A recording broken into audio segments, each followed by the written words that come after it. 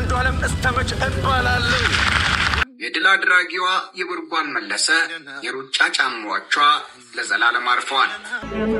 ስለታገሳችኝ በጣም አመሰግናለሁ። በአሁኑ ሰዓት እንግዲህ የሴዶ ማርሻል አርት የቲክቶክ አካውንት መዘጋቱ ታውቋል።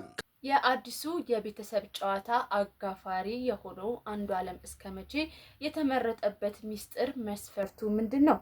ዛሬ በአትሌቲክሱ እጅግ አስደንጋጭ መረጃ ተሰምቷል። አትሌት የብርጓል መለሰ ህልፈት ምክንያቱ ከሆስፒታል የተላከ መልእክት አለ። እሱንም እንመለከታለን። ሴዶ እናቴ እንዳትደባደብ ብላኛለች፣ አላህም መደባደብ አይፈቅድም ሲል ከድብድቡ ራሱን አገለለ። አርቲስት ሄኖክ ወንድሙ ለ3 ዓመት የለፋበትን ፊልም ገጽታውን እስኪያበላሽ ያደረገው ነገር ምንድን ነው?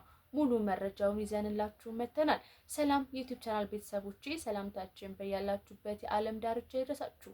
የምትገኙት ምናሉ ሾው የዩቲዩብ ቻናላችን ላይ ነው። ዛሬ እጅግ የሚሰብር ዜና ልነግራችሁ ነው። እሱንም እናስቀድማለን። ምክንያቱም ይህ በኢትዮጵያ ትልቅ ታሪክ ላይ ጠባሳ የሚያሳርፍ ጉዳይ ነው። ምክንያቱም አንድ አትሌት ማጣት ማለት እጅጉኑ ከባድ ነው። ከሆስፒታል ላይ መልእክት ደግሞ እጅጉኑ የሚያሳዝን በመሆኑ ልናጋራችሁ ወደድን። እስከ ፕሮግራማችን ፍጻሜ ድረስ አብራችሁን ቆዩ። የኢትዮጵያ አትሌቲክስ ዛሬ ሌላ ጥቁር ቀን ገጥሞታል። በዓለም አቀፍ የማራቶንና ግማሽ ማራቶን ውድድሮች ሀገሯን ስታስጠራ የነበረችው አትሌት የብርጓል መለሰ ዛሬ ጠዋት ልምምድ ላይ እያለች በገጠማት ድንገተኛ የጤና እክል ህይወቷ አለፈ ተብሎ ቢዘገብም ከሆስፒታል የተላከው መልእክት ግን ሌላ መልእክት ይዞ መጥቷል። አትሌት የብርጓል መለሰ ከስፖርታዊ ጉዞዋ ለሀገሯ ኩራት የሆኑ በርካታ ድሎችን ያበረከተች ሲሆን በመላ አፍሪካ ጨዋታዎች በቺካጎ ማራቶን እንዲሁም በሻንጋይ ፕራግና ሂውስተን ማራቶኖች ላይ የላቀ ውጤት ያስመዘገበች ብርቱ ስፖርተኛ ነበረች። ከ2 ሳምንታትም በኋላ በካናዳ የሚካሄደው የኦታዋ ማራቶን ለመሳተፍ በዝግጅት ላይ የነበረችው የ36 ዓመቷ የብርጓል መለሰ ለማየት የሚያሳሱ የ5 ዓመትና የ3 ዓመት ልጅ እናት የነበረች ሲሆን 54 ኢንተርናሽናል ውድድሮችን አድርጋ 3 ጊዜ ሀገሯን የወከለችውን የሀገር አቋራጭ ውድድር የብር ሜዳሊያ አግኝታለች። 22 ማራቶኖች፣ 19 ግማሽ ማራቶኖች፣ 5 ጊዜ 10,000 በመሮጥ የምትታወቅ ሲሆን ከ75% በላይ በደረጃ የጨረሰችው አትሌት ነበረች። 1 ሜትር ከ64 ሳንቲሜትር ቁመት 55 ኪሎ ግራም ትመዝን የነበረችው ጀግናዋ አትሌት የብርጓል 37ኛ ዓመት ሊሞላት 24 ቀን ሲቀር ከዚህ ዓለም ድካም አርፋለች። ለስፖርት አፍቃሪያንና ቤተሰቦቿ መጽናናትን እንመኛለን። ኢትዮጵያም አትሌቲክስ ፌዴሬሽን ይህንን ነገር እንደሚወጣውና ለሷም ደግሞ ነፍሷን በአጸደ ገነት እንዲያኖርልን በዩቲዩብ ቻናላችን ስም አጥብቀን ተመኘን። በኢትዮጵያ ላይ እንግዲህ በከፍተኛ ደረጃ እንግዲህ ስሟን እያስጠሩ የሚገኙት አትሌቶቻችን መካከል ነች። እንግዲህ አንዷ የብርጓል መለሰ ከፊታችን ከ15 ቀን በኋላም እንግዲህ ውድድሮች ነበሩ። እነዚህን ውድድሮች ላይ ለመታደም ነበረ ማለትም ለመሳተፍ ነበረ በጃል ሜዳ ውድድር ያደረገች የነበረው። ታዲያ ከሆስፒታል የተሰማውን መረጃ ወደ በኋላ ላይ ያማቀርብላችሁ ይሆናል።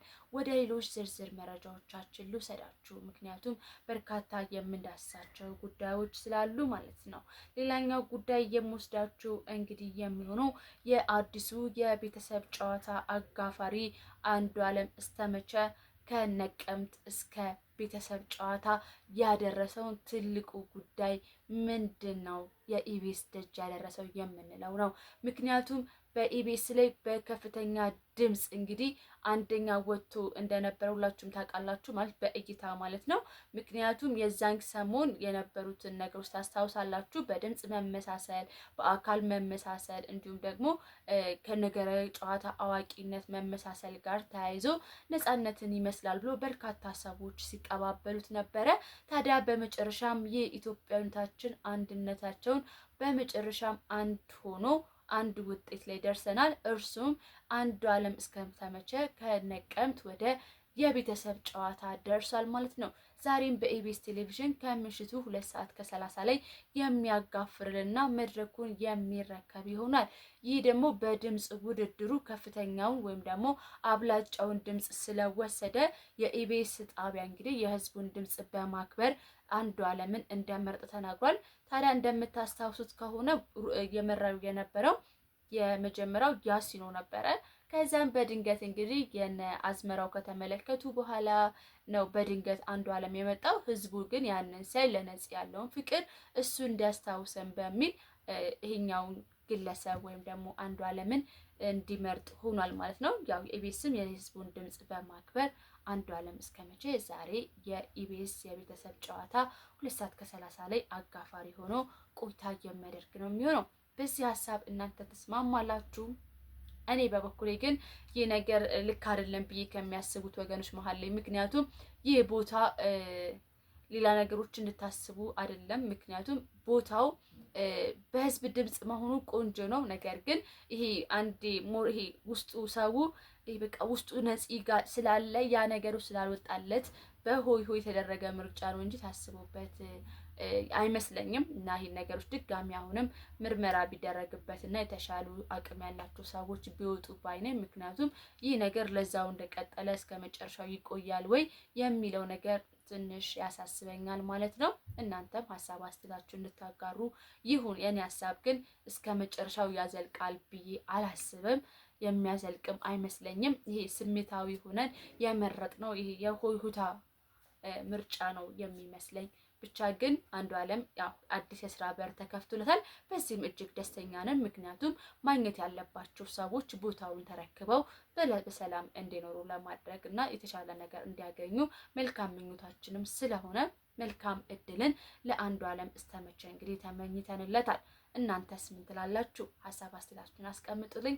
እስከዛው ደግሞ ሰብስክራይብ እና ላይክ አላረጋችሁ ሰብስክራይብ እና ላይክ በማድረግ የዩቲዩብ ቻናላችን ቤተሰብ እንድትሆኑ እጠይቃችኋለሁ ከአክብሮት ጋር ማለት ነው።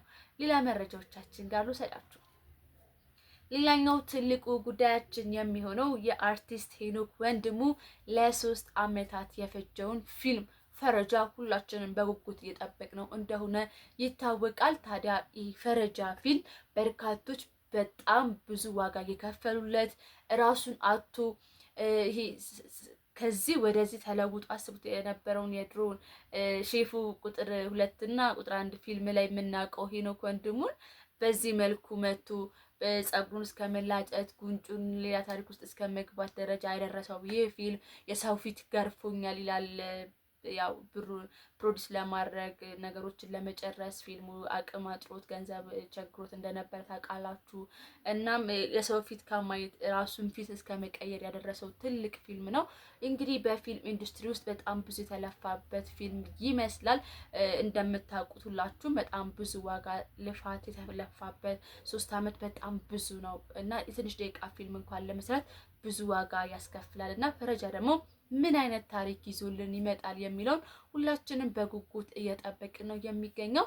አርቲስቱም እንግዲህ ሄኖክ ወንድሙ የመጀመሪያው ትልቅ ዋጋ የከፈለበት ፊልም እንደሚሆን ተስፋ አደርጋለሁ። ምክንያቱም ሁላችንም በጉጉት እየጠበቅን ስለሆነ ማለት ነው።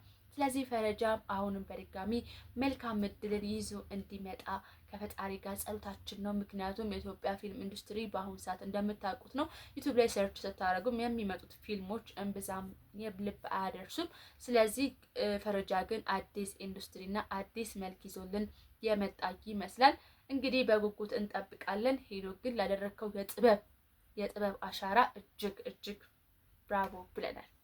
ሌላኛው ጉዳይ ሁላችሁም በጉጉት የምትጠብቁት ውድድር ከ5 ሚሊዮን ወደ 10 ሚሊዮን ያደገውን የሴዶ እና የጆኒ ነበረ። ታዲያ በመጨረሻም ሴዶ ራሱን አግልሏል የምላችሁ።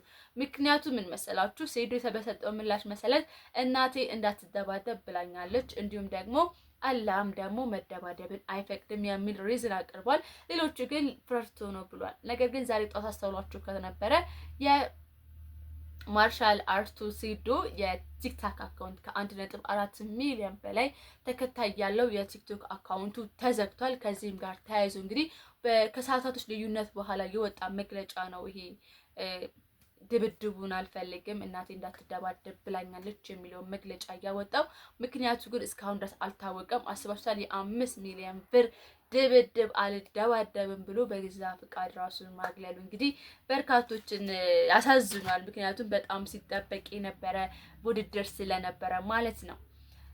ታዲያ እንደዚህ እያልኩኝ የዛሬው መረጃዎቻችን በማታ የተሰሙትን ቀን በማህበራዊ ሚዲያ ሲዘዋወሩ የነበሩትን መረጃዎችን ከአስደሳች እስከ አሳዛኝ ህልፈት ይዤላችሁ ነበር የቆየሁት። ምናሉ ሾው ሁሌም ምናሉ የተባሉ መረጃዎችን ወደ እናንተ ያደርሳል።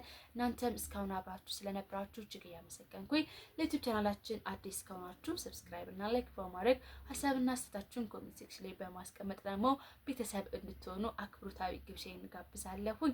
እንግዲህ ዛሬ እጅግ የሚያሳዝን ቀን ቢሆንም ኢትዮጵያ ይህን ቀን አልፈው ደግሞ ድጋሚ የተሻሉ ዜናዎችን ለመዘገብ እንዲያበቃን ፈጣሪ ስም ጸሎቴ ነው። አብራችሁ ስለነበራችሁ እጅግ ያመሰገንኩኝ። መልካም ጊዜ ይሁንላችሁ።